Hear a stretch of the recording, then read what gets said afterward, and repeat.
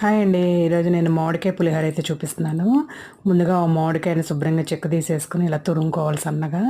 కొంచెం క్యారెట్ అండి, ఇది ఆప్షనల్. మా బాబు క్యారెట్ వేస్తే ఇష్టమని క్యారెట్ తురుముతున్నాను. పచ్చిమిరపకాయలు, తిరగమోత దినుసులు, చిన్న అల్లం ముక్క సన్నగా కట్ చేసుకుని పెట్టుకోవాలి.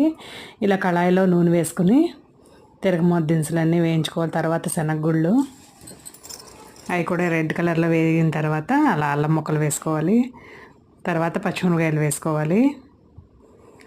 తర్వాత క్యారెట్, అదిగోండి పసుపు, మ్యాంగో తురుము అన్నీ కలిపి బాగా ఫ్రై చేసుకోవాలి.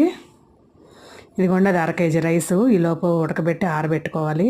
దానిలో కొంచెం ఉప్పు వేసి మొత్తం కలిపేసుకోవాలి. ఉప్పు మ్యాంగో తురుములో వేస్తే మాత్రం అది సరిగ్గా కలవదండి, అందుకని ముందుగా అన్నంలో కలిపేసుకోవాలి. లాస్ట్లో ఈ మామిడికాయ తురుము వేసేసి కలిపేసుకోవటమేనండి.